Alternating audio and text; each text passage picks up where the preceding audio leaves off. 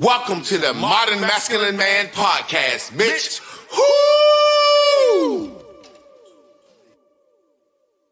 How y'all doing today? Y'all already know what time it is.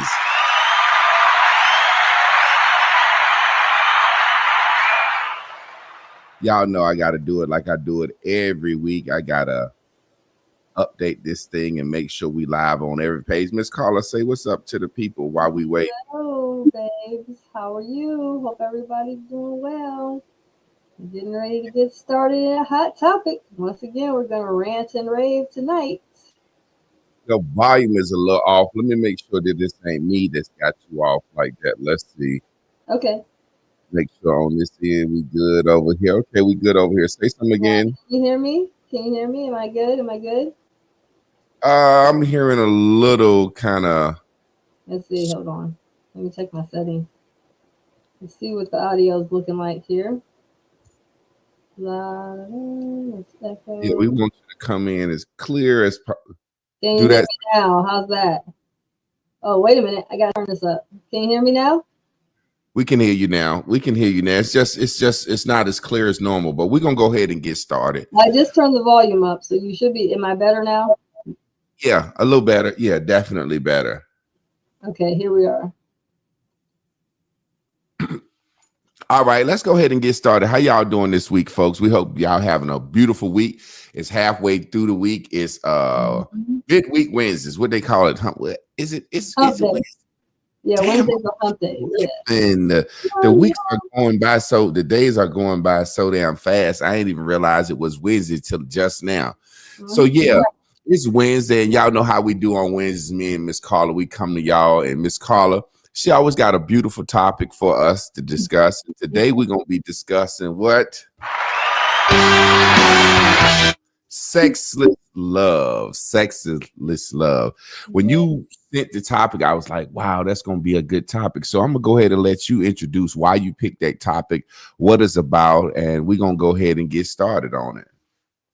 Well, as you know, or if you haven't had a chance to kind of research me, I do a lot of relationship topics that I know is affecting lovers. It is affecting them because they are just struggling with different nuances in love affairs. And if we're honest, love changes, so does our intimacy in our relationships, aka our sex life, getting it on, the whole kit and caboodle. So anyway, I've been seeing a lot of conversations revolving around intimacy and sex. And so I thought tonight would be a really good night to talk about how we get in these marriages and relationships to where the women are incentivizing being in a monogamous relationship.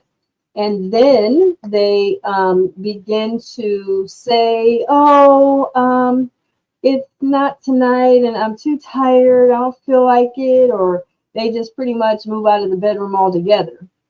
And you're like, well, I thought you were the one that was initiating being in a relationship. So what happened? And then after that happens, the man decides, well, I have needs. And I'm either going to handle that with another female, because I'm not going to stay in this deprivation. And so, of course, he might have one or two or a couple that he decides to become intimate with. And then when that happens, then she finds out. Now, all of a sudden, she's got an issue with it because that's unacceptable. And then, of course, the infidelity causes for there to be a breakup or a divorce, a dissolution of relation because of the sexless situation. And so I have wrote about this, and it kind of got a little hot on my Facebook page, where I just kind of said, well, you want monogamy, you struggle with monotony, and then you get upset about infidelity. It's like, well, all of these things are a result of not being, upfront about what's really going on in the mind of the woman, in the heart of the man, even if it's something that's an issue. So I thought tonight would be a great time to talk about, how do we get here? How do we want intimacy and monogamy, but we hate monotony. How does that happen? Well, I think we all know that a relationship for a woman is about securing something. You know what I mean? It's you're securing a bag, you're securing a man, you're securing protection, you're securing provision. So a lot of times in those situations, once a woman kind of get what she wants, she got what she wants. And in her mind, I think she lives this fairy tale that once I got this man, his eyes are going to be for me, only me. This man don't want to lose his family. I think they use the fact that they can play the victim against men. You know what I'm saying? Not being funny, and vice versa, because there are some women in sexless love situations. But for the most part, me speaking from a man's point of view, I think they use the fact that I know I told my wife when we first got together, I said one of the reasons I wanted to have an open situation was I never wanted to be a man that was looked upon as lost his family because he couldn't control his dick. You know what I mean? There's so many men out here that are in relationships that are not having sex. Yeah. And they are suffering and they feel so bad because they know the minute they get caught cheating, the woman gonna play the victim and make it all about them being a selfless, controlless person. So it's amazing to me how you get in situations where people don't realize a person really needs sex. And that's one of the things I'm gonna discuss in my class, sex. That's one of the number one things you need to discuss before you go into a relationship with a person. That's almost like discussing eating. You know what I'm saying? What are we going to eat? Do we eat meat? Do we eat veggies? Like, what are we going to eat? And it's crazy to be in a situation with a man or a person where they're the only person that you can have sex with and they holding out from you. I was in a situation, I'm talking to a brother now, I'm kind of doing one-on-one discourse with him, and his lady will not want him to have sex and caught him masturbating and still shamed him and went crazy and said he ain't got no self-control. Well, again, let's be honest. I think a lot of the problem is revolving around the mindset of what intimacy with sex is. Let me make a real clear statement about sex. Sex is for us to be creative. It is a creative energy engaged inside of you that you're creating with another human being or another woman or man, whichever way you're going here. So if you're a woman making love to a man or a man's making love to a woman, you are a creator. So we are creating in our space, in our privacy, we are creating a creative energy. So when we are making love and having all of this unity and energy exchanged in the moment, this is to help us to catapult into our greatness. This is why, if you can recall last week, I had explained to you how a lot of visionary men have higher sex drives. Yeah. Remember I mentioned that last week. Well, the reason I mention that is because a lot of men that have higher sex drives find themselves in a shaming situation like what you're mentioning now, where the woman they're involved with or the women they're involved with are always trying to mandate or criticize what he's doing with his penis or with his dick. Why are we monitoring that? Perhaps we need to be focusing on our own genitalia that is attached to us. This is just the raw truth. A man is going to desire to be intimate, regardless. It's just what it is. It's by nature. And we should have the same desire. Problem is, once we start to get into this monogamous thinking, we believe that we own or we possess the man. Rather than being involved with him and engaging in his energy and being grateful and in gratitude when we are. Here's what's true. And you remember I mentioned this last time. He only has one dick. She only has one vajayjay. So at the end of the day, you can only be with one at a time. That's only humanly possible. Here's what's also important to understand. When we think we can take on managing someone else's body part that is not attached to us. We waste a lot of time on what we should be doing with our pure existence. Yeah. So let me ask you this. Do you think it's that some women, I'm going to tell you a quick story my grandfather told me. I remember, well, yeah, I could tell the story. Shit, my grandfather dead. If shit,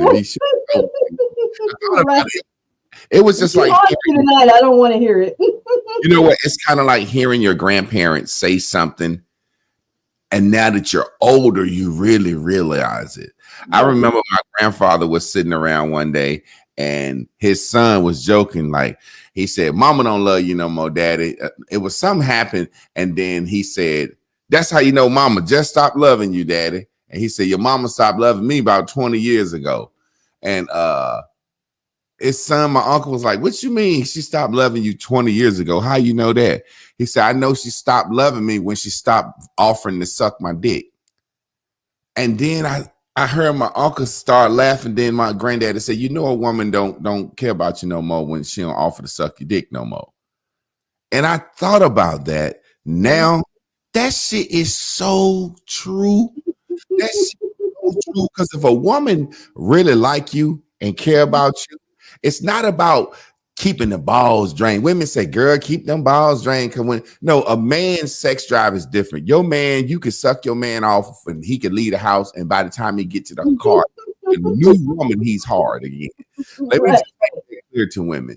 You can suck your man off twice that morning. If a new woman walk in the room, he gonna get hard. Now let me explain that real quick so people, women and men alike, can understand this. Men are made to procreate. That's what we're wired for. So you notice, and women can say this about their man, and I'm gonna just be real. If you're a woman, I could sleep with you one time that night, and I'm so good. I've been like that since I was a kid, since I was a teenager. One for me is good. Now, if I'm real attracted to you, maybe 2-3 times for the most part. But the older you get and the longer you've been with a woman, you're not going to be going back to back 2 times a night. So the point I'm making is, a man can sleep with his woman one time and be done. If you bring another new woman in that room an hour later and an hour later, and he'll get hard every time for that new woman, because his nature is wired to procreate. So saying that, men actually need to ski. So my grandfather was saying, if a woman don't want to have sex, that's her. That's up to her body. She don't feel like it. But if she don't suck you off, she ain't thinking about you no more. And it's so true. It's so true. I hear men in the barbershop all the time be like, "Yeah, you know, it's Thanksgiving coming up." They get some head on special occasions. And those dudes I be looking at like, it's such a whack sucker, weak ass looking man in real life. And then you're gonna come out and say this in front of people. "Yeah, I don't get head unless it's my birthday, unless I take out." I'll be like, "You sucker ass, weak ass pussy nigga, damn." Well, let's just say this. So what you mentioned is true. I agree that that the oral engagement with a partner that you love, it is a part of that engagement. But I am going to go down a foresight for a moment, because you mentioned your grandfather. What I like to explain is intimacy takes creativity. What I mean by that is this: if you are involved with your lover, with your partner, you must understand that it may come a time as a woman or as a man where your equipment needs some tweaking, or may not be working too well, if you know what I mean. So in that event, we'll just say that there's erectile dysfunction going on. And I talked about this before, because I told you I worked for United Healthcare for over 21 years, and we talked about that. And you go through an erectile dysfunction. Sometimes, and I think I mentioned this on the last show, sometimes it's not necessarily that he's his erections aren't working properly because of a medical condition. Sometimes it's because his woman or women that he deals with is not really shooting off the fire. What I mean by shooting off the fire is we energetically, when we come into your space, your energy, a man responds. Normally, he responds not from his penile area, his penis, but he responds. His body can feel. It's an energetic field around a man. Yeah. When I enter into that field, he's going to respond. So it doesn't always have to take his erection to make him, want to be close to you or want to feel touched by you or want to be kissed by you. There's other things besides just the intimacy. Yeah. So we got to get creative as we age to understand that, yes, sex is essential. Sex is important. But we also have to realize there's going to take a time where I might have to be doing more oral than I do sex because of the fact that the equipment's not working. Women go through a space where we're premenopausal and we may have dryness and it's just not acceptable at this point. Not because I don't want you, not because I don't need you, not because I don't desire you and want to be with you. It's just the equipment's off. Yes, we're having some issues going on down there.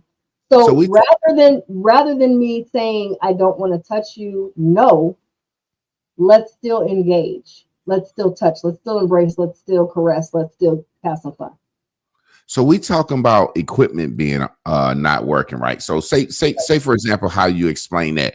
You really have to like somebody to want them in your space and ain't no sex going down. You know what I'm saying? You really have to like somebody to be intimate. So when we talk about equipment, like let's discuss a myth real quick. Okay. Now, and you could tell me this. Mm-hmm. As a man, we know the older you get, your girth is not the same. Everything is not the same. You know what I'm saying? Now they got pills that you can take. Be the same like you was 17, but your heart and your lungs ain't the same. The point I'm making is right. Women say so much, and I always say women say the opposite of everything. When you get older, I'm at my peak, my horniness in 50 and 60. And I'm like, how is that possible? You may be mentally horny because you ain't getting none because God telling your body it's time to settle down. But how are you wetter at 50 than you was at 20? Speak on that for me, because you just said something real. When women hit premenopausal, they don't have the same wetness. We can have premenopausal symptoms. Yeah, go ahead. Which means sometimes we may go in stages where we have the vaginal dryness, the vaginal tightness. You can't even get in there, all of those things. But to speak on the 50-licious, because that's what I am. I've always had a high drive. My drive has never been compromised, whether I was 20, whether I was 30, whether I was 40, and now 50-licious. It ain't changing. It's still the same. Blessings to the super high. But I will I know you was gonna say that, right? I gotta play devil's advocate. I know you gonna say, I ain't had no my shit. Hey, listen. Of course you're gonna say that. Of course, I got to keep it sexy, even if I was drier than a Sahara desert. I'm gonna tell you, I've been sitting in water. You know what I'm saying? At least that's why I like you, Miss Carla. Make it look good. Yeah, it's like all the guys that go to prison, they be like, I just seen men get raped and slammed and beat up, and I be like, why none of that happened to you? Oh, the grace of God, grace of God, grace of God. Grace, absolutely. If we take a little pause for the calls for a second, just to say, hey, look, if you in the house right now, can we get you to say yay, yay? We want you to interact. We want you to interact. There's 78 people in the house. We only got 4 likes. I always say your likes and interactions is what makes YouTube think that, hey, this is somebody watching. Not I could have 7 damn phones set up in here just to make myself look good. But I don't think you can see. We got some people. We got Dayley saying hey, K Russ. Exactly. Doc, we got Chris, Ace, and we got Tissa. There we go. There we go. So what I want to get into is a situation where how do women expect a man to marry them and then be monogamous with them, don't cheat, and they know they're not having sex often enough for that man? I think it could create an animosity. I think it can create a situation where I've literally heard men say shit like, almost like, I don't work as hard or strive to be my best for this woman because she ain't giving me no pussy. I hear men say shit like this. Is it as open in the hair salons as it is the barbershops? Where do women sit around joking about starving their men out? Because men sit around and talk about openly how they ain't getting no pussy. And I would just sit here and say, and it's be the married men the most. Right. Well, is that a conversation in the salons? No, I don't think the beauty salons have that conversation. Let me tell you where the conversations are happening. These are the hush-hush conversations at the family reunions or when we have, family gatherings. We're talking amongst the aunties and the grandmas and the mamas are talking to the younger women about, you don't give him none if he ain't taking care of home. You don't give him none if he's not paying the bills. How you giving it up and he's not, and the lights ain't on? Why is your bills not paid? He's up there laying up with you. Why is he not?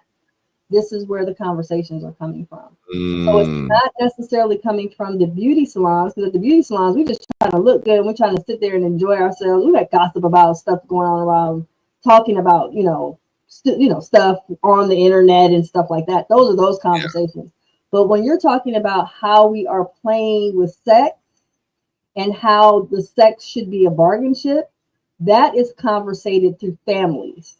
And normally it's the aunties, the grandmas, and the mamas that have a tendency to educate the younger women that are newly married that you don't give up nothing if you're not getting nothing. Problem with this narrative, well, the problem with this narrative, Javon, is that we're now using our intimate life and our sex as a bargain ship. And when you're putting your sex life on bargain, that's how it's getting played. So now you're not ever really getting full on intimacy. You're getting transactional sex, which is like prostitution. I talk about often and all the time. Yeah. And not only is it transactional, but it is also very manipulative. So I'm not going to give you nothing unless I'm getting something. But that shouldn't be up for any type of bargaining, period, when you're talking about sex and intimacy. Sex and intimacy is a part of being in a love affair. Yeah. What's funny?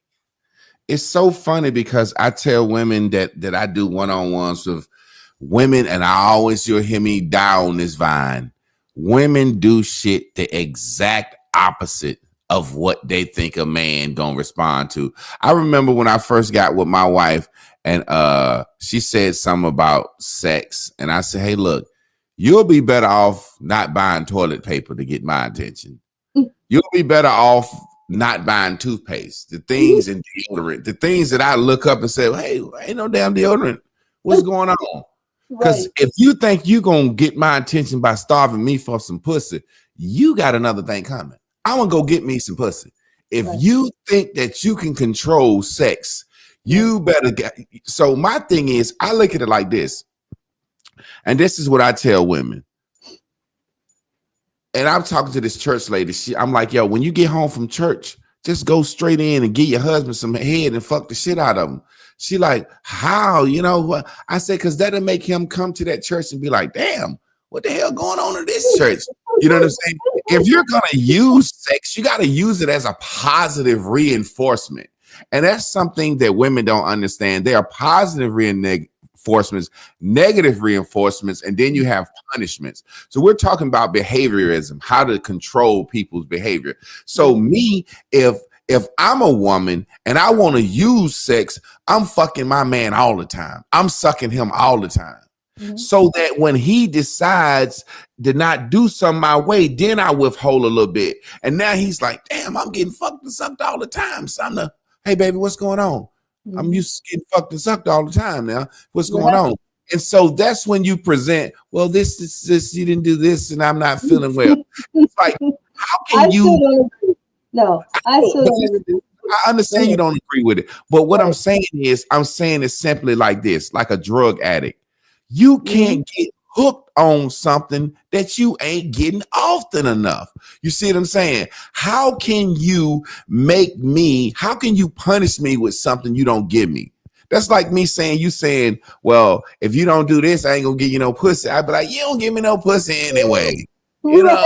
Right. So what's that gonna do? Giving me sex all the time and withhold it. Then I would be like, hey, now I'm not saying I agree with you. I'm saying specifically we shouldn't use sex and withhold love as a form of manipulation and control. Yeah. But if you're gonna do that, if you're going to do it, then make sure you in a proper body, right? In a proper manner. If you're gonna do it, that's like your kid. You'd say your kid, if you don't make all A's, we ain't going to Disney World. Your kid like, well, we ain't never been to Disney World. Why would I? You got to take them to Disney World once. Yeah, I got you. You know what I'm saying? So how are you withholding sex as a form of control? I don't agree with it, and I also see. On occasion where certain narrative has been expressed that celibacy inside of marriage or partnership is acceptable, and again, I have to disagree, because for me, what is the point in being in an intimate affair with your partner, with your lover, with your husband, whatever you got going on? Why are we shutting down intimacy? For me, let me explain. I believe that if you're in an intimate affair and you two have decided that you're going to be each other's source of love, source of sex, then it's important and imperative that we get it clear that that is not something that we withhold from each other. It is my due diligence to be not your dependent as a wife or as a lover or as a partner. My job is to be dependable. Yeah. So what that means is I should be concerned about your sexual desires and urges. It should be my mere responsibility out of selflessness to care about how you are taken care of in that department. What I mean by that is I'm not saying that I'm being intimate with you often to make sure and have like an insurance policy that you're not going to go out here and be with someone else. I'm not doing all that for that. But what I am doing is if I am on a higher frequency with you in the sexual department, I'm realizing that you are trying to build and grow something. You're trying to create something. You're trying to, we're trying to build something on a different level. Then we got to make a lot of love so you can get that creative energy up. That's number one. Number two, if I feel like you really are trying to, have some relaxation when you come home, I'm going to take care of that. What I'm saying is it is my due diligence and my responsibility as your lover, your source of intimacy, to be mindful and be dependable and be welcoming when I am in there with you. Why? How does that look, though? Women just want to just lay there and be like, whatever, just take it. I have a question because maybe this is a patriarchy. And I think we've looked at sex and intimacy through society as something that a woman has to keep up for a man, not necessarily that a man has to keep this up for a woman. It's almost like a man's, the way I've been taught and the way I have looked at it. And I realize it's wrong. Okay. It's almost like a man's sex drive is a fire. Mm-hmm. And a woman got to throw wood on it ever so often to keep, you know what I'm saying? That's how we've been taught. We've never been taught that a man, like you said, has a sexual responsibility to his woman. Absolutely. Whereas we are agreeing that we're going to come together in a monogamous relationship. Or it doesn't even have to be monogamous. It could just be in a relationship. We're in a relationship. Yes. So we have agreed to be each other's source for sex. Now, it's almost like I said, there's an understanding that a woman must be a source for man. So there's a pressure put upon a woman, but there's not a pressure put upon a man. Right. So what's that dynamic? Is that nature or that's just society? How do we like, I don't and even in my marriage, you know what I'm saying? My wife come to me for sex and you know what I'm saying? But I don't be feeling pressured like, oh, I gotta fuck all the time. I gotta fuck all the time. But it seems like the woman be under pressure, like I gotta fuck all the time. What is that? Like, what's that? Is that nature? What do you feel about that dynamic? I feel like it is. Well, because if we think about it, you brought up patriarchy first, which again, when there is a higher amount of men driving certain narratives, and we're seeing certain images through societal norms, speaking about things and talking amongst each other, a lot of times our source of sexual truths come from a male perspective. So now for me, I have no problem. I always kind of was moved by Dr. Ruth years ago. And I always said, there's really not a Black woman out here really helping with our Black community to understand intimacy in a different kind of light and in a different way. And so I believe that it just hasn't been shared that women actually have sexual needs as well. And not only just that, it really is something that a man should really want to do to his woman, because what he'll notice is she'll start to build up a confidence that's undeniable, and she'll start to she'll actually start to bring out a newer essence and beauty and elegance in her spirit just from him making love to her. Because when a man makes love to a woman, what he is doing during intimacy outside of just enjoying it with her, he's actually showing her her beauty, not her external beauty. He's in that moment with her, in engagement sexually with her, to show her she is valid and important and moving him to a sexual orgasm. That actually helps the woman to see her beauty. Even in her cellulite and flaws or wrinkles or whatever, she still feels beautiful just from that sexual act alone. So can we dispel a couple of myths right quick? So okay, I've always said situations where women be like, oh, he was a 2-minute man. Oh, he a 1-minute man. He ain't no good. He ain't no good. And I've always said, when a woman like you, that's her fucking highlight of her day is to finish you quick. You know what I'm saying? I used to remember my grandma used to say, if you can't make him finish quick, you ain't doing nothing. You know what I'm saying? It's almost like when a man come quick for you, you just slayed him. You just satisfied him. You just put him down. Mm-hmm. Is that the case? Or like you said, I think sometimes pop culture be like, oh, he's a minute man. Like if you got some good pussy, he going to be done quick. If you know what you're doing, he going to be done quick. Is that a source of pride for a woman?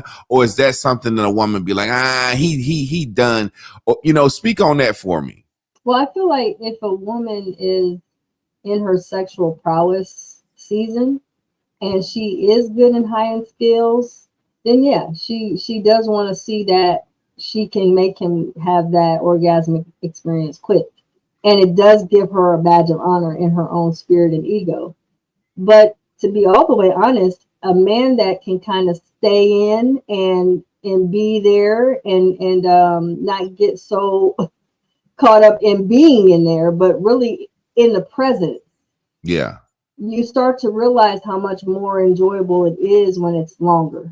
But the minute men they're not disregarded. And let me just say this, sometimes we do just want a quickie, just like men. We do want a quickie, and sometimes we want it for 2-3 hours. I mean, we have our moments in time and seasons of what we want. Yeah, because I know if your woman just giving you some because she know you need some and she concerned about you, she not going to be as into it, not as loose. She not going to be as wet. It's going to take longer for it to open up. So I call it mercy sex. When your woman just bending over, giving you some pussy because she know you need some, she wants you to come quick. You know what I'm saying? She don't want you back in the switch position. She like, I'm tired. I'm trying to give you some pussy or some head. Straighten you out with the camera. Oh yeah, baby, this one of them nights. Been that shit. You don't want all that. So let me say something, and this is what I want to say, and I don't think people be honest enough. The longer you're with somebody, it takes events, occasions, things that happen. Like, people don't realize that as a man, I feel like vice versa, there's also a performance pressure that's put on a man. Where it's like all of a sudden it's like, if a woman want to have sex immediately, you better be ready, you better be hard, and if you're not hard, you've been fucking somebody else. I don't feel attractive. And it's like, hey, like I would tell my wife sometime, it's funny because women, I've found, don't like to get rejected in the moment. So I've found that most of the time women don't just roll over to a man or come in the house and offer themselves to a man. A woman like to pre-weigh just in case so she don't get rejected. So I've had situations in my marriage, my wife hit me up, I want you to fuck me when I get home. And I'd be like, don't just call me and say that. That's a now you come in the house, you ready, you know what I'm saying? And I know when my wife wants some, she used to me putting it down, you know what I'm saying? So it's like, so you can call me and say you want me to, but I realize that's because for some reason there has been in her or women in general, like if a woman wants some, she scoot her butt on you. She don't make it so you can be like, nah, go ahead, baby. I don't feel like it. Because I don't think they can handle and deal with that. No. So I want you to speak on to women and explain to them, because I know you would know that because you do all the Reiki and massage therapy and all that shit. Men be wanting to feel wanted too. Absolutely. Women to initiate too. Speak on that. Well, again, you keep bringing me to the carpet. Being a woman that is very into making sure that the man's gratification is present in the intimacy alone. And I'm not just talking about sexual intimacy, but also in energy body work that I do. I have to make sure that he is relaxed, he is out of his mind. And what I tell men, just go out of your mind so that I can be here. And they're like, what? And then they end up just, they're gone. But just me saying it alone makes men go into this realm of, I didn't know what that was, but okay. And what you seem to understand in a woman's perspective is that men crave for a woman to say, babe, you know what? You're sexy. I really want to be with you. I really like you. I really love when your shoulders are just like there. That's so sexy. Or we find something that we're just, I just love it. Your breath, your lips, whatever, your skin, whatever. Men don't know how to take it. I don't know if you remember, I did a video about being flirtatious with men. And I say all the time, I'll do a wink or I'll compliment him or I'll make him smile. If I get that man to smile without a shadow of a doubt, I can get his phone number. Which means I'm telling women that's on here, always remember, if you can get that smile, you can get that gratification. She's feeling me, or I'm not sure she's feeling me, but she made me smile, so I'm going to go over here and talk to her. That's welcoming. That energy that I just projected right there in that moment is what men love, because they want to be wanted, because they don't want to feel like a rapist in sex. Yeah. He is entering into you. Okay. So he wants to feel that you want him there, not that he has to be there because it's just for him. You know, you just said something that a lot of men I've heard speak on in the barbershop. Every time I get some, I feel like I'm raping her. I'm taking it. You know what I'm saying? It's like the women make the man feel guilty about wanting some. I know in my life, in situations, a lot of women don't understand. A woman thinks she could just put on some lingerie and your body. No. I've always been honest with my wife. You know what I'm saying? Most men don't like lingerie because you act differently when you put it on. You know what I mean? Right. Yeah, it's like, and this is me joking, but it's serious. I believe you. No, I believe you. Men can attest to this. A man could be with his woman laying on the bed, or they coming in from a restaurant or a nice night or anything, and They know they gonna fuck, and the man is literally harder than Japanese arithmetic. He got his 17-year-old dick on tonight. You know what I'm saying? I love it. Yes. And this woman is always, let me go freshen up. Let me go put this on. You're ruining a peak moment where as a man, when we get a certain age, when I say that 17-year-old dick, I'm talking about when it's like it used to be. Right. That don't happen all the time. So it's a romantic moment. Something happened, and I want to speak on this in a minute. But it's like it's always I gotta go pee, and then the man is being in a situation where he laying there as hard as you ever get, and he thinking, "Will you hurry up? Will you hurry up?" Then you hear the water. You hear this. Now it's 5 minutes and came by. Now she finally come out the bathroom. You was super hard. Now she got on the fucking lingerie. She didn't put on her powdered her face, Liz Taylor, perfume pump. She didn't went in there and did all this fantasy shit and became this new person that come out the bathroom like, and it's like, oh, now you're gonna want to make a movie scene because you got lingerie. You're gonna climb on top of me. And you gonna want to kiss, and then when I kiss you, and I go to suck on your neck tastes like some oil or some shit you just put on. You know, then it's so much shit a woman do to move for a man that I'm just like, women don't understand. Men have a primordial thing in us where I got a song. I want that pussy when you first walk in. And I don't care how your day been. I want that pussy when you walk in from the day. You ain't washed it off. It's slimy. It's got a little sweat on it. That's when I want that pussy. I don't want that pussy when you didn't put on shea butter. You didn't put on some damn Japanese cherry blossom. You got glitter on your goddamn skin. You glowing in the dark. A whole lot of shit you doing.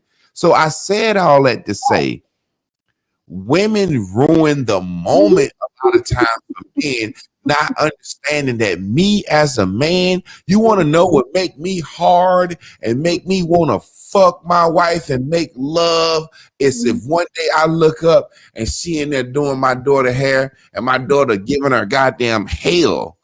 And she be so persistent. And when she finished, my daughter come out that motherfucker hair done cute. And I look at her, I said, man, I'm going to tear that pussy up. I be so hard.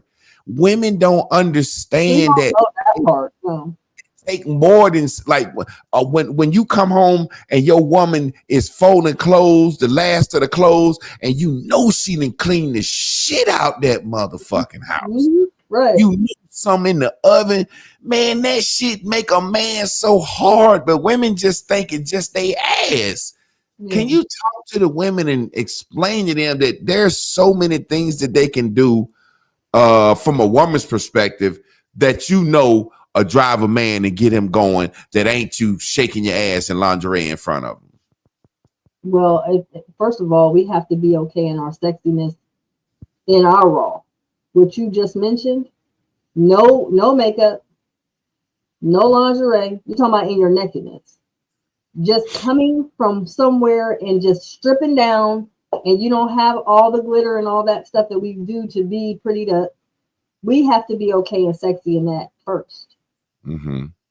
So the truth of the matter is, if we have to experience intimacy and love scenes and all that glitz and glam because we are not happy or sexy in our raw, sexy selves with nothing, then that is when we find ourselves less likely to feel present in the relationship and present in the now of the sex. Because a lot of times we're thinking about, ooh, he's going to see this. Oh my God, he's going to see that. Ooh, does he? I hope he don't see that cellulite. Oh my God, my stomach is this. Ooh, I got that birthmark back here. Did he see it? All of that stuff that we are so consumed with. I didn't put my eyelashes on. He's going to see me without my eyelashes and all that stuff. And we start to tend to get so overly consumed with the idealistic thinking that we must look a certain way. in order to be sexy. But you got to start sexy inwardly first. It comes from the inside out. So I always tell women that, you know, it's important for her to wear a push-up bra. Now, when I say pushing the girls up, I'm telling women to lose your stomach. You'll lose a lot of that if you push the girls up. You get a little shapely. You'll find yourself to be the hourglass you are. I tell women that all the time so women can use their mind like, okay, so if we sit back and really pay attention to what our sexy is, it starts from inside first. We have to get comfortable with our nakedness. We got to start loving ourselves from the top of our damn crown to the bottom of our feet. I tell clients all the time, listen, I understand that you have flaws and you've been taught this and not that. We got to start with loving ourselves first, physically, our avatar, our body. And then when he wants it just raw, he don't care about taking a shower now. Okay, then let's get it in now. Oh, really? Oh, that saves me a lot of headache. I ain't got to put lashes on. You want me funky? I gotta do nothing. Oh, well, shoot. Let me put this hair up real quick and flip it up and call it a day. It makes it easy. Matter of fact, it's a lot less stress for me because I ain't got to do all that. Oh, let's get it. I'm definitely going to clip that. I want to kind of surmise that because I know as a man, if I gain a little weight, I ain't going to front. If I gain a little weight, yeah, and my meat ain't showing like it normally shows, you know, I be feeling a certain little way. You know what I'm saying? Or you know, if you know, as a man, my wife got this saying: if I go when I go to sleep, if I snore, oh, you know, you're at your peak now. Hit the gym tomorrow because I'm not with a man with titties or a man that snores. I know when I get 279, 280, I start snoring. So when I snore, I ain't the same in bed. So I know there are times that as a man, when you fully in shape and everything, and you know you knocking everything out the park, and you know when you giving the kind of the medium tired dick. You know what I'm saying? Well, you know, well, that's true. Yeah, keep it right. Keep you be like, hey, I might give 15 more pumps right here, but if you need me to keep it right here 3 minutes like I normally do, I'm gonna be tired. Yeah, right, exactly. No, that's on truth. Yes. So it's important that we as women understand that you can also underperform. But are we going to feel a way about your underperformance, or are we going to help you? Here's something that I teach on my YouTube channel. Also, make sure you guys check it out. My YouTube channel is Coaching Matters on YouTube. So I also talk about on my YouTube channel, I talk about how important it is that when men ejaculate, when they come, it is important that you empty the clip. Now, what I mean is, most of the time, men ejaculate, and once they ejaculate, they get up, or she gets up. No. When you ejaculate, you stay in and you push into it even more, because the prostate needs to be excreting more semen the more that you have intimacy and sex. Also, it can help a man to become multi-orgasmic.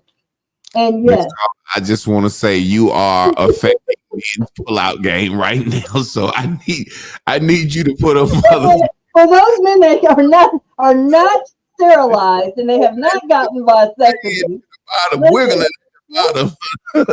Yeah. Well, if you guys are still out here if you have the opportunity to still have babies and you don't want no more, get a vasectomy. That's a great clip. I need y'all to get vasectomies out here. I have already coached quite a few men and they got it done. And now, guess what happens when you have that? You have less. Listen, holding it in there at the bottom. Yeah. Oh, but I mean, and even Javon, I'm being funny, but Javon, make sure you do that with your wife. Even when you're masturbating, it's important that you excrete all of the semen, not just the semen that feels good when it comes out. I'm talking about even the little leakages that come out. Look, let's talk about that. because you just said something. You just said something, and I understand this. And we being transparent in marriage. Me and my wife do marriage Mondays. You said hold it in and get it. You know, a lot of times a woman don't want to walk around squishy. You know what I'm saying? Just to get over it. Yeah. I mean, and let me just tell you this. Let me ask you this question. Let me ask you this for real. This is a real question. All right. I feel like I can understand if a woman gotta go to work in the morning and she giving you some and she actually don't come at me. I feel like I can understand that.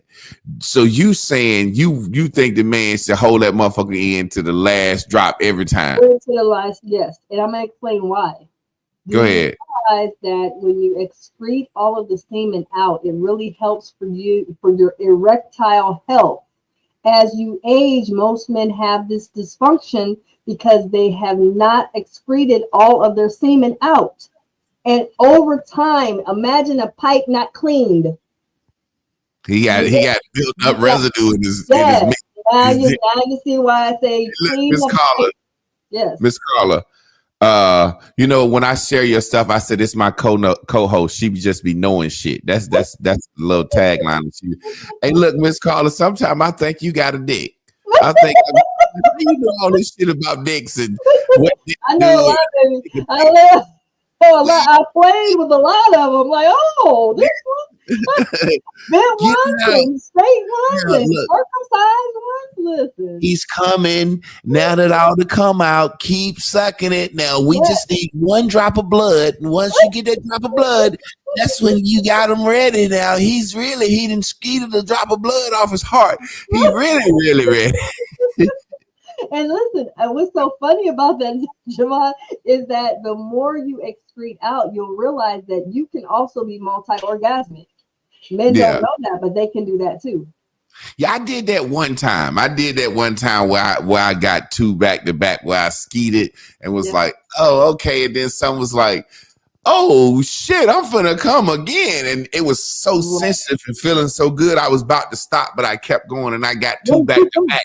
Yeah. And then I was like, what have you done to me? I can't eat, I cannot sleep, and I'm not the same anymore. Oh no, I have to run away. You went into a deep R&B. I don't even like you no more. Like, yo, fan. You just did something. Let me tell you what I call that, just so you understand. Because I have, and even he said he has had that happen also to him twice. But like I'm explaining, it's vitally important that you gentlemen do excrete all of your semen out. And what I call this on my YouTube channel, you can actually go and watch the video.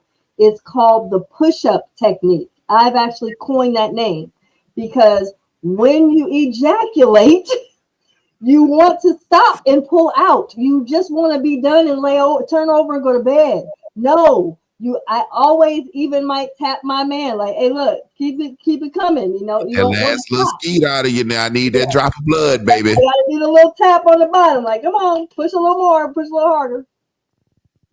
It's amazing to me how people don't realize that sex and mental health go together.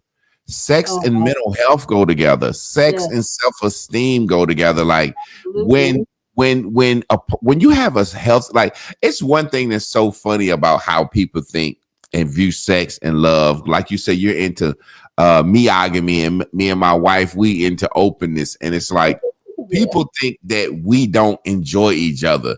Like, well, if you was good to each other, me and my wife, like I said, I'm more for quality over quantity. The older you get, and when you have the freedom to do something, it constrains you. Most of the time, people are out here doing shit because they think they can't do it. It's sneaky. I remember the first time in me and my wife's open relationship, you know, I was so used to lying to women in the past. Well, I really wasn't a liar to women. I was always honest, like, this is me, this is who I am. But it would get so much pushback. I remember the first time in our openness, I was finna leave, and my wife was like, where you going? And I was just like, I'm going to see Sue Ann. Like, Mary Ellen. And she was like, oh, have a good time. And I got in the car and I didn't even get hard like I normally get. I was like, what the fuck? Damn, this shit ain't exciting. I'm so used to having to sneak and shit on a woman. I'm like, I called Sue Ann up. She like, what's up? I said, I ain't coming. She said, why not? I said, shit don't feel good. She said, why? I said, I told my wife and she told me have a good time. And that went wrong. That went left. It's just like buying my weed from a dispensary. I like the idea of pulling up. Hey man, don't talk about it on my phone. It's talking code. Let me get a half. And a lot of people, what you're admitting to, Javon, is that a lot of people don't realize it is the intrigue or the sneaking off that makes it fun. That makes it more intense. However, when you and your wife decided to be open, it's like, well, okay, well, maybe what you have to now share with her is I don't want you to like it. If I tell you I'm going to Sue Adams' house, just say, okay, don't tell me to enjoy myself because that makes me feel wrong. I don't want you to, I don't want you to like me to go over there and hit that ass like that. That doesn't feel good to me. Or another thing, just the openness of if I always been the type, if I'm dealing with a woman, if she didn't feel like it, sneaking in the bathroom with my cell phone, putting one headphone in, listening, and I'm beating off. That was exciting. Ooh, yeah. I'm beating off. She rejected me and I'm beating off. Look what I'm doing and you don't even know. But when you in a relationship and it be a situation where my wife don't feel like and she like, you want me to beat you off? I'm like, what? She's like, or why don't you just beat off? And I'm like, right here in front of you? Like, I don't know. Like, you're taking the edge off. You take it. So it's like when me and my wife got so open, it was like a situation where I'm like trying to get something. She like, I don't feel like right. My wife, this is one thing about my wife. When I say a woman love you and care about you, like my grandfather said, if the woman stop offering to suck your dick when you want some, she don't like you no more. She done lost love. So my wife have always been with her. If I want some, and she's like, I'm a little tired, but I suck your dick. You know what I'm saying? And 90% of the time, I'm gonna say yes. You know what I'm saying? But of course, 10% of the time, you feel a little sorry for her. You were like, you know what? You tired. I ain't even gonna ask you to let you do that. You know what I'm saying? Okay. Or if you sorry and you want her to hurry up and not be like, look, do you mind if I look at a little porn while you suck it? I'll be done faster. And just the openness of the truth. You're able to have a good time with it.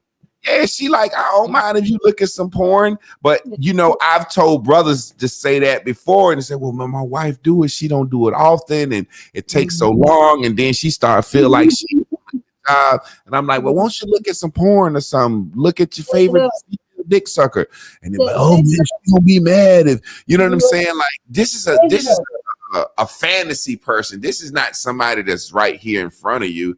Right. What do you think about porn in a marriage? Because I've heard so many people say, and because we're talking about sexless love. First, hold on. Let me go back to the original question. Okay. Do you think love can be there and the sex is gone? Like, can somebody just literally lose their libido? Because I hear a lot of times in situations, I've heard older men say, me and my old lady ain't had sex in so many months. And I'd be like, how the fuck is that possible? But it be the couples that get up and go to Denny's for breakfast every morning and read the newspaper together. They be the ones that been together 50 years and the ones that stay together. So is that possible to just lose sexual attraction for a person? I ain't talking about your dick stop working, your pussy stop working. I'm just talking about over time, like, hey, I love you. We in love. We've been together, but you just don't do it for me like you used to. Maybe you didn't gain weight or whatever. Do you think your physical appeal is gone? What you think about it? I think you can still love them. I just think that what that changed is your attraction, or should we say your desire for them has fizzled. Yeah. That doesn't mean the love is gone. Yeah. It just means the love has changed. Well, it's like I tell my wife all the time. I say to people all the time, me and my wife we've transcended husband and wife. We've transcended romantic relationship. We like brothers and sisters. Like we can't live without each other. There's like a coexistence, like situations where when my grandma passed, my grandfather passed like 6 months later. It's like I don't know if that's coincidence. Of the same heartbeat. Yeah, I would say they were of the same heartbeat. They were heartbroken. I don't know what it is, but what I'm saying is there comes a time where you can transcend that sexualness. And there have been times where me and my wife have had such a wonderful day, such a beautiful, intimate day that we both be laying in the bed and we kind of look at each other and hold each other almost like, damn. It almost would ruin the night to get sweaty fucking. Like it's like we've had such a great intimate time and we didn't watch the movie and had some popcorn and held each other. And it's just almost would feel better just to go to sleep. Right. Literally. That's fine, but your love is there. Yeah. Your love, it cannot die. Your love can only transform. Yeah. So that is a difference. Love doesn't transforms. So let me ask you this. I do believe, like I said earlier, we have always traditionally looked at sex in a relationship as if a man's sexual drive is a fire and a woman has to keep it going. And you have situations where sometime a woman may say, if I fucked him on Monday, Thursday, I got to give him some because if he go too long. So that's what I mean by that fire and keeping that fire going. And a man can tell when his woman is doing that. And the older I get, I have told my wife, hey, don't give me some, just give me some. I really, really, really, really, really am cool beating my dick every day until you ready. But I'm being honest.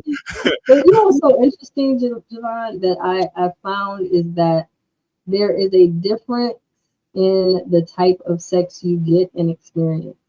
And what I mean by that is you can just be having sex or fucking, as they call it, just to have it. You can also have life-giving sex and intimacy. And that's a whole different thing. You can have soul sex, which is a whole different energy. So when you're talking about those types of intimacies, you realize that in those phases of sex, you can see the men that have their soul sharing and their intimate sex that's just life-giving. They're just not out here thirsty at all. They're just really not. And you can see they have a clear, just driven energy, and they're great. They're fine. But when you have a sexual energy going on and it's just on some, let's get it and we're out, you'll notice that is just very, I would say, temperamental. So what I mean by that is it's not going to take you out to where you can extend that time. So if you were just with your wife and you guys don't really have a solid life-giving intimacy and you have sex with her, you're going to have it within the next couple of hours to get back right without having this thirst in your soul that I got to get some sex. Yeah. That's what I mean. So it's really interesting how you can have different versions of sex that has a different resonance afterwards. And even as a man, sometimes sex can feel like a chore. So I understand where women come from. Like even as a man, there have been times where, when a woman is ovulating, it's a difference than when a woman not ovulating. There's sometimes when a woman, like, I need some, you my man, you gonna give me some of that dick. You know what I'm saying? And that's when you feel that pressure of like the performance anxiety. Like I know I gotta get right this time. You know what I'm saying? Yeah.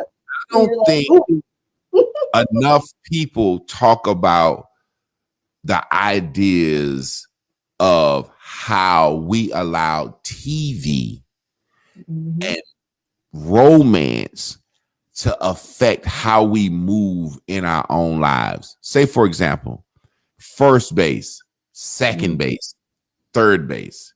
You know what I was saying earlier about when a woman put on a lingerie, there's a whole, you're dealing with a whole different woman. You know what I'm saying? You said that.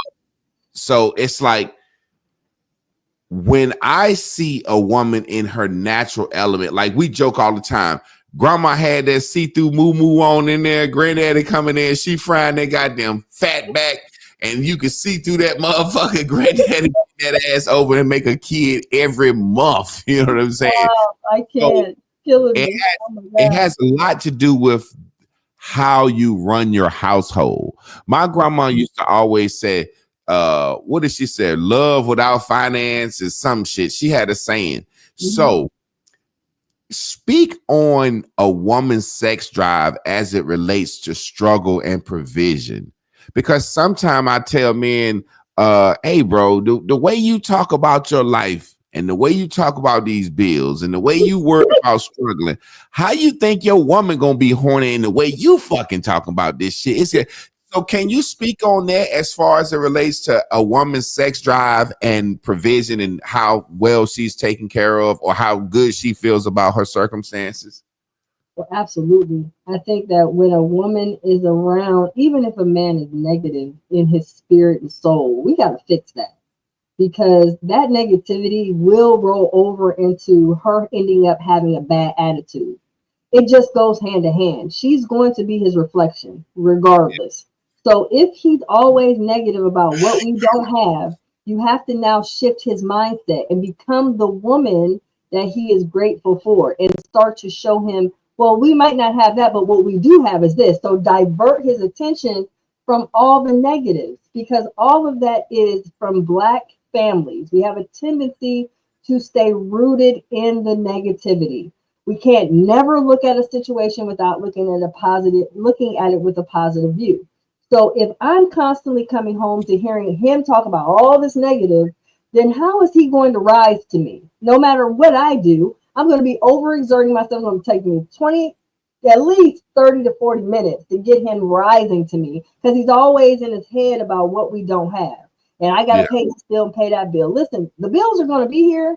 And as long as we are in this financial distress, the sex is not going to feel that good. However, if you would help him to get to his higher self and use sexual energy to get him in his creativity and start using your mind as a woman to help him create some things and start to light his fire with, well, babe, let's look at some of your talents, man. You're sitting here, you got all these gifts, all these talents. Let's start placing you in some scenarios to where you can start to rise in your higher self.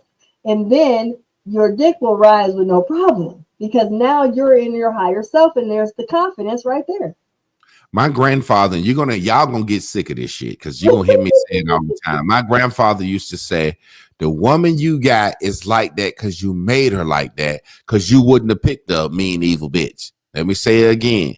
If you sick and tired of your woman, you made her like that because you wouldn't pick no mean, evil bitch. Now, that's simply saying when you met your woman and you wifed her or you made her your permanent woman, that woman was lively, she was bubbly, she was everything, or you wouldn't have picked her. If you walk around saying, man, my woman a mean, evil bitch that won't fuck, you made her like that. She was not like that when you chose her. So having said that, so having said that right there, I'm gonna say this, and I think the men gonna be mad at me, some of the weaker men, but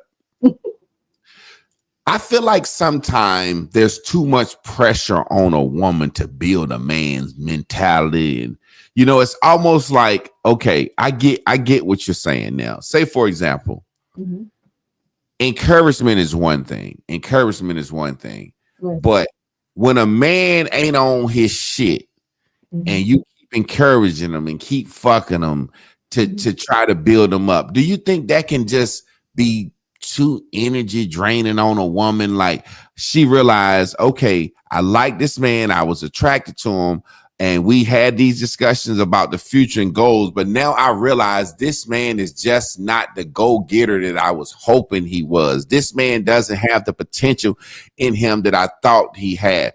What do you say to women in that situation who genuinely are trying, but just realize, man, this guy just ain't the fucking king I thought he was going to be? What do you say to that woman? Well, I would tell her, well, first of all, let's look at your situation, and with him not being at his highest self and you doing a lot of attempts to help him, then we got to bring him into a client session with me. We got to figure out what's really going on, because your attempts are nice and sweet and kind, and they have an angle, but that man has to have his own will. He has to have his own vision. He doesn't know his purpose. You've chosen a purposeless, visionless man. And because of that, this is why you're in this situation. You didn't realize that, oh, I wanted a man because we got along so good. We had great sex and we had a great rapport with each other. And I liked his family. We got along. And we decided to merge lives and get married, or merge lives and get into a relationship. But I didn't seem to sit down and look at, well, wait a minute. What's his vision? What's his foresight? Men have foresight. Men that are real men have foresight. They can see what they want to do, and they have a vision. So the woman can help to bring the vision to life. That's what women do that come into a relationship and love affair with visionary men. But if you don't have a visionary, then you're going to find yourself either with a 9-to-5 man. And if that's your 24/7, that's fine. But you need to be understanding that he's only going to be a 9-to-5er. He's not going to be a visionary. Are you okay with that? Or are you now elevated to a different level of height and realize that I'm going to most likely be the breadwinner because I'm going to probably make more money than him? How do you feel about that? And let me throw this out here just to piggyback on what she said. Even not in the sense of making more money or being the breadwinner, just the idea of, this is where I'm cool with a man that's tapped out right here. Mm-hmm. You know what I'm saying? I tell brothers all the time, I know brothers that got great jobs, you know, great careers, lawyer, doctor. And right. Sometimes he said, well, my woman, this, and I be like, hey, man, you know, you was a fucking doctor when your wife met you. You was a little. So, which sometimes men don't understand, women want to see men transition and grow and have a vision. And a lot of times women don't realize that that's what they want in a man, because situation where they've been so taught about, you know, don't marry the cow with the beef and all that shit. They've been so taught to pick a man that makes a lot of money, a certain amount of money. So they don't realize that. I remember when I got with my wife, her ex was a truck driver, and he made decent money, you know, pretty much what I would say a lot of money. And we was just having a conversation, and she made more money than me at the time, and you know, and their incomes was comparable. And we was just having a conversation. I was like, well, dude made good money, you know, what? She was like, I just couldn't see myself being married to a truck driver. And she was like, I don't have nothing against it. She was like, but I've always wanted to be a person to change the world or have some impact on society. And she was like, you make less money. She was like, but you have a vision and a dream to want to touch and change the world. And she was like, I'd rather be a part of something like that. She knew herself to understand, and it's nothing wrong with a truck driver. It's nothing, anything. She just knew. And even with a doctor or a lawyer, she was just like, I want to be with a man that's into art, that's into rhetoric, into grammar, logic. I want to be a man that's thinks he's got a plan.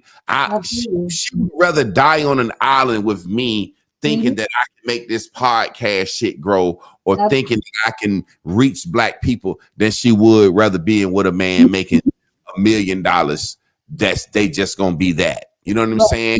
I think that's something that people don't discuss, how their sexual desire in a person could be tied to a person's potential and ability to grow. Yes, absolutely. Is that something that because Because I know I've never been told anything like that in the black community. I've been told if she can cook and clean and fuck you, that's all that matter. And I've always heard women told if he can pay the bills, that's a good situation. Mm-hmm. Well, for what you just said, I love it because you spoke about what I talk about all the time. And I say that it is vitally important that you take time in your single time to learn of your sexual truth. You also want to know yourself. You want to know about who you are, because she was very crystal clear that she wanted to be with a visionary, because obviously she became purposeful in herself. So now she elevated her own self-growth to becoming a purposeful woman. Now she's looking for a visionary to match her purposeful self. That's why she desires a visionary, because visionaries and purposeful women go hand to hand. And visionaries and purposeful women also understand each other and normally can ride the wave. Women that are really wanting to be okay with the 9 to 5, and they're okay with the, just doing the wifely duties and all of that, the basics, if you will, not to take away from that because it's still dynamic, but I'm saying in that realm, you do start to see and notice that they struggle with visionaries because they become jealous of the vision, and they start to animate the vision as if that's another woman, because his time is consumed. His mind is always on the vision, and he's never available, and he's always traveling. He's talking to this lady and that lady. And I never get no time. He never spends nothing. He doesn't do this. We don't go here. We don't do that. So all of that is not an issue for a purposeful woman, because we understand it. Women that are not in that realm struggle with it. So some women need to know if they want a 9 to 5 guy, when he get off, I got his time. Yes. And some women need to know so let me ask you, I remember, like I said, my grandfather, just sitting back looking at life. And like you was talking about time, what was my point? My grandfather had said some major, it has to deal with purpose in life and sex. Go ahead. I need to, I lose stuff. I got to get that point. Go ahead. You got the mic right now. No, I was just telling you that it's important and imperative that we learn ourselves, because when we understand ourselves, we can convey to the lover or lovers or men of our choice as women what we desire and what we want. So now when I'm clear here in my mind, heart, and soul and spirit, energetically, I can make sure that I can be close to those men or that man that match and that we're in alignment with. So now we're not conflicted. What I was mentioning earlier is that when you have someone here in vision, and you have a woman that understands just the 9 to 5 understanding, to push her into that realm will take her into a frenzy. It's hard for her to understand. She's in a unknown zone. She's conflicted. She's got all kinds of issues and jealousy going on. She doesn't feel she really matches you and all this other stuff. And the man is like, but I love you. You're a part of the ride. I got you. She's like, yeah, but you got all this stuff and your magnetism, and you got the dimples and the beautiful brown skin. I'm thinking about yeah. I found my point. Okay. Slutting your woman out. My granddaddy said a woman that don't let you slut her out don't really love you. Now, what I'm saying is your version of slutting her out is people got different versions of slutting out. What about the pressure of a woman to keep things interesting? Because women don't rarely come to men and say, put on some silk boxers. I need you to keep this shit interesting. But men are visual creatures. So once we seen you naked a couple of times, there has to be something going on that keeps me interested. Yes. So what do you feel about that statement? Slutting out, like doing nasty shit for your man. Like, is that a true statement? Do you think that was a true statement from my grandfather? If a woman don't let a man slut her out, she don't really love him. What do you think about that statement? And then speak on that. Because there are some women out here right now that love their man, but they don't want to get their face cummed on. They don't want to get fucked from the back or fucked on the floor, or he want to fuck it like he want to go hey baby, let's go fuck in the car or something. Me and my wife that went outside and fucked in the car and in front of the house for the fun of it. What do you tell these women that don't want to do stuff like that, that might be have a little bit more scruples or less freaky? What do you tell these women like that? How do they get past, him? Some women don't even want to be fucked from the back. You know what I'm saying? Like, what do you tell women about that got men that want to do some freaky shit and they may not necessarily want to do it? Then they will most likely be a side chick. You are so goddamn funny, yo. Just that simple. If you don't slut out for your man, your ass gonna get fucked around on. Yes, ma'am. I don't try to candy coat it. I'm so blunt, and that's a lot of times I get in trouble for it. But I'm just blunt, Javon. It's true. You have to understand that a man. You have to understand your man's freaky side so that you can know, can you go in that realm with him? Some men have been exposed. I know I saw recently where I think it was Bow Wow. He mentioned that he has to have threesomes or some kind of freaky stuff he's got to have. And I said, okay, so that wouldn't work for me. That's something I'm not gonna do. So it's okay. You know your sexual. What is it? My sexual truth. I know my sexual truth. So because I know my sexual truth, I know that that's out of my realm. Handsome, listen, Bow Wow could have got it, but because he's in that realm, he's never going to be fully sexually gratified messing with me because I am not. I'm not into that. I'm not into that level of freakiness that you want to go to. But we have to talk about it so that I can be honest with him. Listen, Bow Wow, you're fine and everything and famous and you a celebrity and all that. I get it. And I understand that you've already been played with in a different realm than I'm willing to go. Yeah. Now, you can meet me in the fantasy or whatever, but I just won't be that chick for you. Yeah. This is how blunt and upfront I am with it. But a woman that's conservative, you got to understand you're going to always be on the side. Yeah. Because even the nerds are freaky. Yeah, you'll get married and you're always going to be he's always going to be at Marianna Sue Ellen house. It's funny because people have these visions of stuff, and they said when you open Pandora's box, and I know for a fact me and my wife have something real because we've been to a swingers party before. You know what I'm saying? And as a dude, I was the king of threesomes in college. My homeboys used to be like, how the fuck is you getting these threesomes at our young age? And I used to be like, just out here doing the most. And I used to always say what my granddaddy said, if a woman really like you, she'll do any fucking thing you ask her to, and vice versa. I just feel like that. If a woman like a man, anything you ask her to do, she gonna fucking do it because she wants to keep you. Right. And I'm gonna tell you, I'm gonna guess. I ain't gonna say this some game because this ain't no game to give. This is just me telling you what I did before. Right. Just to test a woman, my granddaddy said if a woman don't let you slut her out or freak her out, she don't really like you. So I was the guy that was a young man in college that's like, yo, what's up with your homegirl?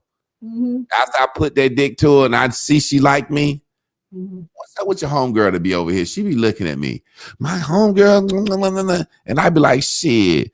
And I would just say something like, shit, we done fucked a couple of times. Shit gonna get boring. That would fuck with her pride. Like, what you mean boring? And a couple of days later, you got some weed, some liquor. Like, yeah, what's up? I talked to my homegirl. She said she gonna do it. So I don't understand where it's like when men be like going through this, and that's why I said date on your level. Like, how is you with a woman that don't want to sex you? How is you with a woman that don't? If a woman like you, boy, man, I'm like, what's up with that first cousin? Like, what's up with your best friend? What's up with your auntie? Like, that's how I was. Like, I'm going to test you. I need to know how much you like me. You let me fuck your first cousin or your friend, I know you really like me. That's some stuff. I'm not giving that out as game. I'm just saying that's a true thing that I've experienced. So what do you think about that? The statement, if a woman really like you.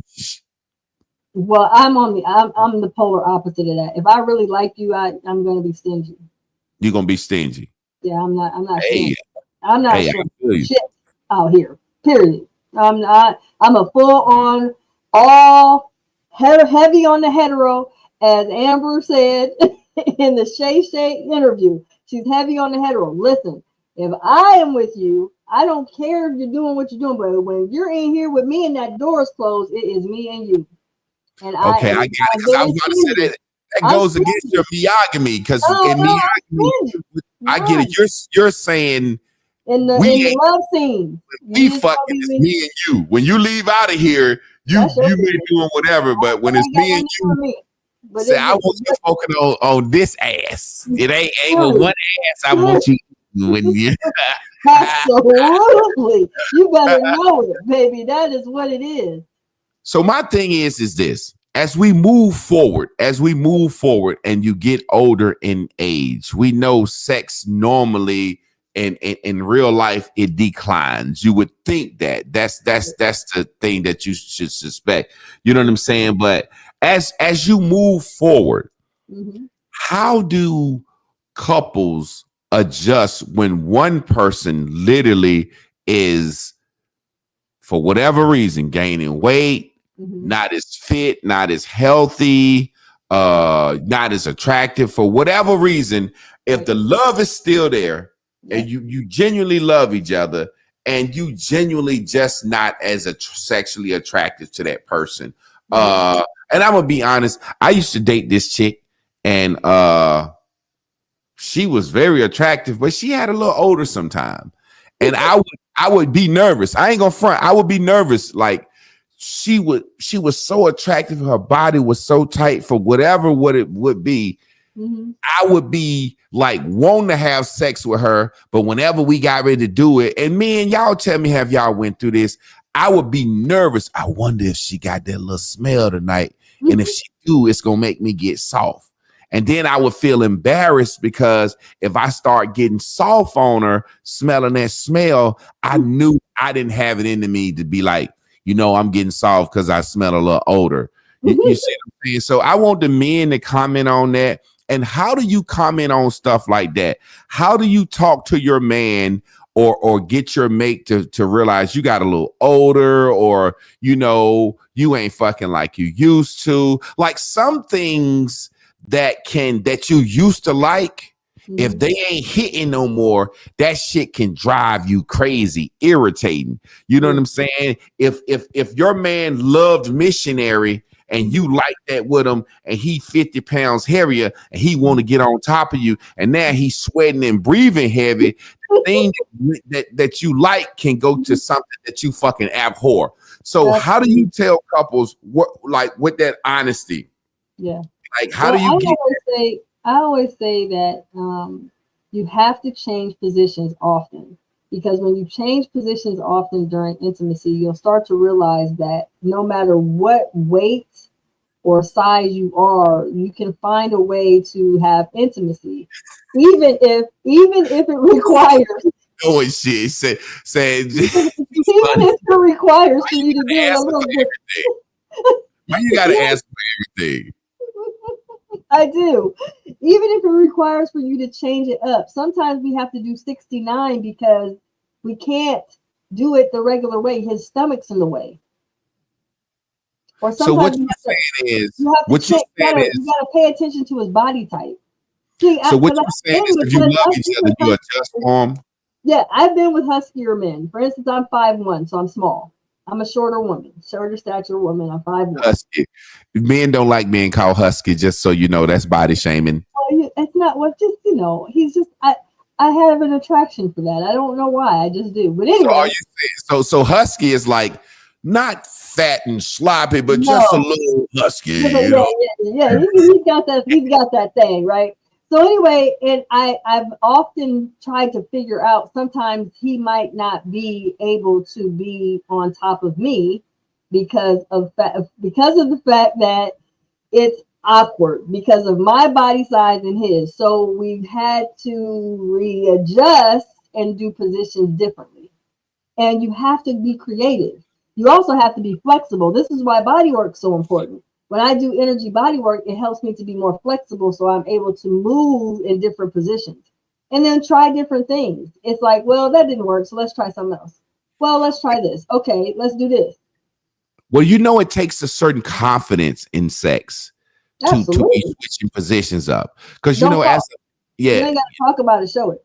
No, yeah, you ain't, but what I'm saying is it takes a certain level of confidence, meaning as a man, me, I'm assuming, but I can't say that men are judging by the way a woman's body move, by the way the pussy open up, looking at her feet, how she breathing.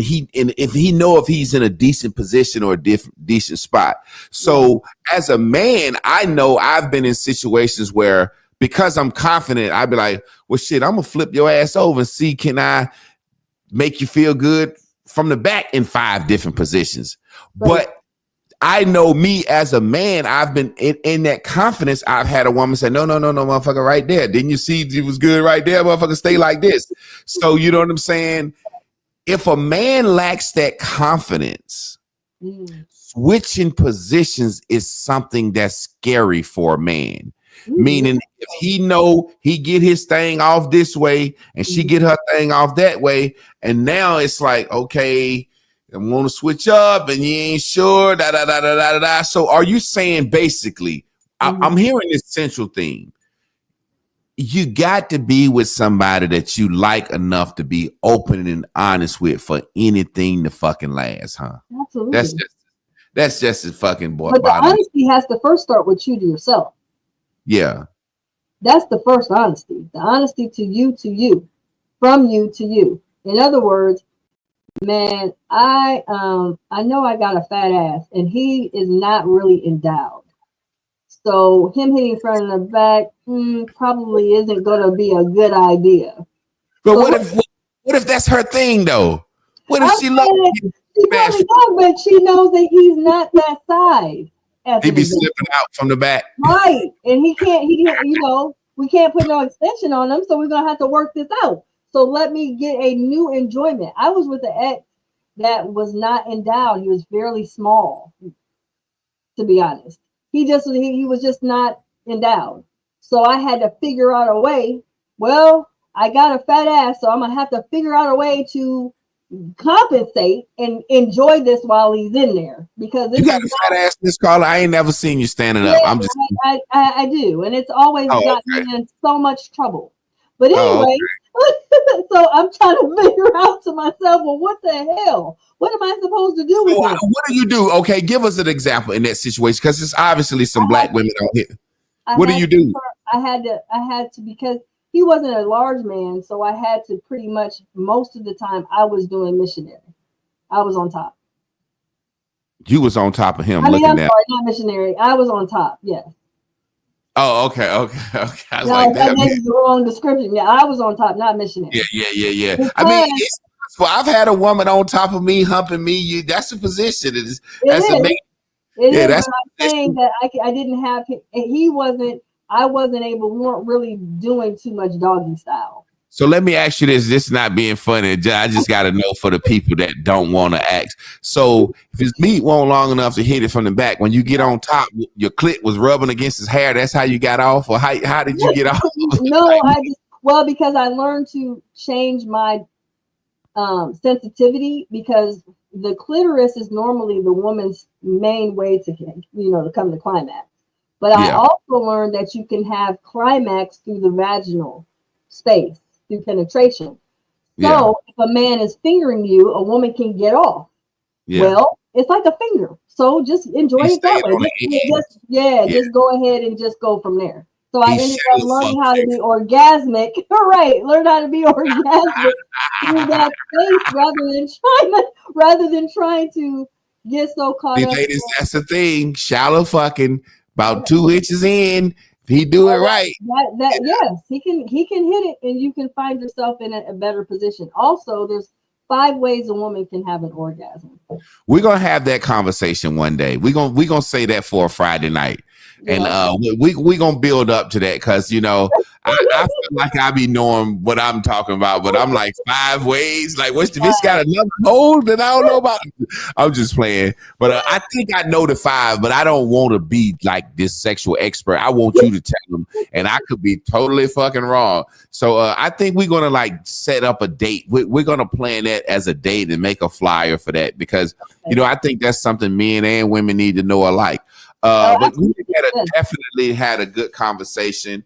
I think we need to finish this conversation. I think we need to talk more about stuff like this because everybody want to be in a relationship, and fucking is a major part of a relationship.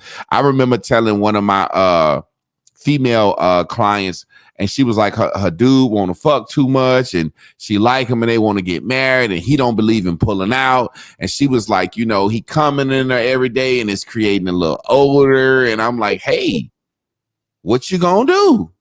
Yeah, this is a part of it. Right. You with an old school G. He don't pull out. Like Miss Carla said, he gonna pump it and hold it, milk that prostate to the last little drop come out that motherfucker. Absolutely, and she has a legitimate right though. Yeah, what would you tell that woman? This woman said that she's getting an odor because her man is fucking her every day, coming in her, and he wants to marry her. They engaged, but she just like she's developing odor, and she feel like she can smell herself during the day. What would you tell this woman? She needs to. There's 2 things she can do to reduce the scent. First of all, after sex and after the intimacy, she needs to do frequent urination. So what I mean by that is she needs to drink more, have more water intake to clear herself. That's very simple to do. She just needs to, because the urine actually helps to, remove a lot of the semen, but also the semen also goes inside of you anyway. So it's not, it doesn't sit inside the vagina. It actually rises up into the vaginal canal. So all she needs to do, he needs to get, and try ask, what does he need to do? He also needs to watch his diet. If he's eating a lot of onions and garlic and things of that nature, it can bring an odor to his semen. So he needs to also be mindful of changing his diet and adding some things to his diet to improve his taste and also his odor as well. Because if she's getting an odor, he has it too. Now, my question is for that. Okay, let's get rid of the odor situation. What if this woman just don't want to go to work squishy every morning? Well, you're not squishy. If she would urinate after sex, she showers and bathes, and she does she use wipes? Wipes are very important. Trey Prue had the question. You can get dude wipes, or you can get regular wipes and cleanse. Should this man compromise with her and pull out sometime? Because like I said, now I'm not being sexist or anything, but every question you answered. None of those answers were the man need to. You said he need to eat better. I'm talking about as do you think that a woman has the right? Well, not the right, but if she's dating a man and the man want to come in her every time, does this woman just have to agree, even if he not making her stinking? Does she just have to agree to him coming in her every time, or what do you think about some compromise or what? Or do you think, like you said, there's a pressure for a woman to just please her man, even if she don't want to be came in every day, just let him come in you because he's a fire that got to keep going? What do you say to that? What he doesn't understand is that semen is supposed to be very good for the woman's mind. Because I read it. The male semen go to a woman's brain, and when they do an autopsy on a woman, they can tell how many men you had sex with by many different. It actually will make if she has a man that's smart, and it sounds like to me he's probably a visionary if he's having sex with her this often. She needs to be in gratification of this, and she also needs you hear that, Chris? Chris, look, my wife was a hairdresser when I met her. Now she's working on her PhD. You hear that, Chris? I see the smartness in you. No, but I'm saying it's very important that your camera's going out, by the way.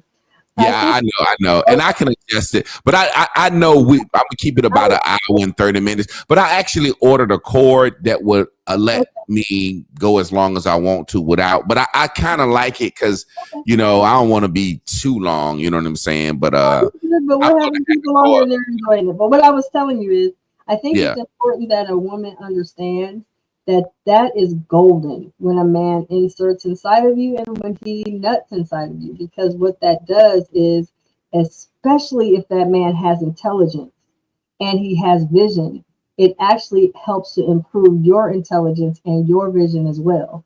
It is vitally important that he does not release himself outside of you. You should always want all of it. Every drop. Check this out, ladies. Now let's make this clear. And this is why I like real scientific evidence and knowledge. Like I said, they can do an autopsy on a woman's brain in her death and see traces of different men's DNA in her. Now, this is what I like spiritually. I mean, knowledgeable, meaning that man's DNA is in your brain. It affects you. Yeah. So let's stop calling it soul ties and spiritual ties and all that. Women be thinking just because they had to be in love with the man to have a soul tie. No, you can just fuck somebody, he come in you and he's still in you, and that affects your mentality. You ever notice that the higher a woman body count, the crazier the bitch is? Not being funny. It's a mental illness. You've been fucking too many guys. I want to talk about that one day. But Miss Carla, I appreciate you. And is there anything you have to say? You can have Miss Delise put up your information. Is there anything you got to say before we get out of here?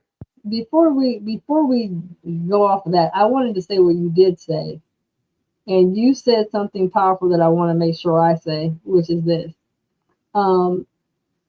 It's important that we remember that when a man does come inside of you, he is leaving his DNA. But even with her having that part, that's one thing. But you mentioned something about the multiple partners. If she has a lot of partners, then it makes her bat crazy. But I think if she takes pipe too soon, that's what makes her crazy. I think that when you take pipe too soon, as far as molestation, or you had pipe and you didn't know what to do and you can't handle the pipe that you're getting, that's when you're more crazier than you are with multiple partners. At this point, I think a woman that is mature and she has, different lovers, I don't think that's going to make her crazy. What makes a woman crazy is taking something in too soon and she wasn't ready. Yeah. Now, as far as what I want to share is, I do want to share with everybody. I'm glad you guys were all here. We love that you are here. Remember, it's ranting and raving conversations. We're always open to hearing what someone wants to hear about the next subject. If you guys have ideas, please share it with us. Also, you can join my channel, which is Coaching Matters on YouTube. Go over there and subscribe. And I have a Patreon called Carla Nicole. You can find my Patreon and sign up for the $7 a month subscription, because currently I am doing Power of You collection. And for my men, I have a collection for men that's $15.99 a month. And this, my gentlemen, is for you personally, where you have the loyalty, TEA, from me, where I give you a lot of intricate information for you to overcome just some of the quirky stuff going on in relationships and how to be a better man. So check those things out. All right. I appreciate you, Miss Carla. I appreciate y'all. Y'all tune in tomorrow night, same time, 9:00. We're going to be back with more information. Like I said, we're going to be talking. This is a grown-up podcast. It's real conversations with real people. We're going to start doing some panels. So if you want to have some discussions, and not necessarily debates, but just discussions. I hate the word debate because shit, what the fuck? Everybody ain't going to agree. I ain't trying to make you think like me. We just discussing it so we can have some different opinions and different perspectives. So y'all, like I said, hit us up. Y'all can email us for topics. You can put a topic in up here. We appreciate y'all. As y'all see, my Cash App is the Master Teacher. Her Cash App is Carla Nicole with the 1 in place of the I. We appreciate y'all. We love y'all. We'll see y'all tomorrow night. Y'all. Hold it down. Boop, boop, boop, boop.